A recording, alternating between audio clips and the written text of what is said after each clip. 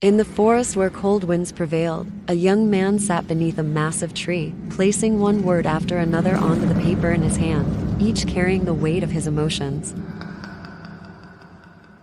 The surroundings were quiet, the tree ancient, the man weary, his hands calloused, his mind tangled, and his heart shattered.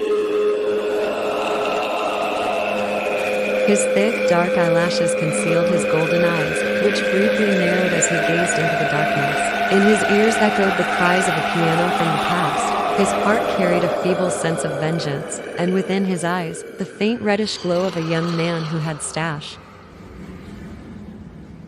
Very golden vein that managed to escape the darkness, and his pupils collided with the black walls that encircled his eyes. For years, he bore the burden of dark clouds, but this time, his eyes played host to a completely different and most dangerous shade of black. Instead of the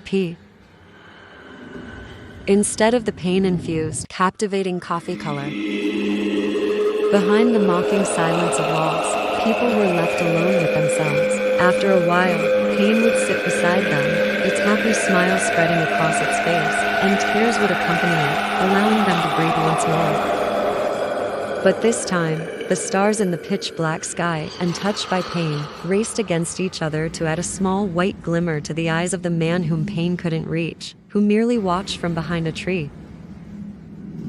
The man furrowed his brow, standing at the edge of the cliffside, the last tree in the desolate forest. He raised his head to the sky, the hours when the scent of the darkness, imprinted upon his birth, painted the sky with its color.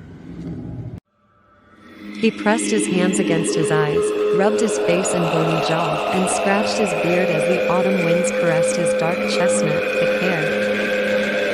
The ink flowing from the young man's pen was like blood, selfish, pitiable, dangerous, yet possessing an almost divine beauty in the letters it left on the paper.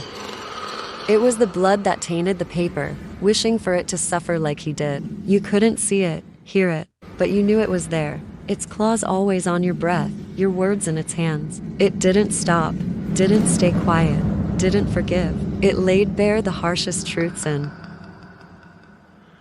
The young man turned the page, reached into his pocket, and pulled out a matchbox. He struck a match, then one by one, burned the pieces of paper between the pages of his notebook, listening to the memories vanish in the flames. And for the first time in years, the smile that had been absent from his face reappeared, albeit recklessly. This night, in this deserted forest, as the infernal eyes unleashed their power, somewhere down below, an angel tainted by sin slept, unaware of the demon's liberation with.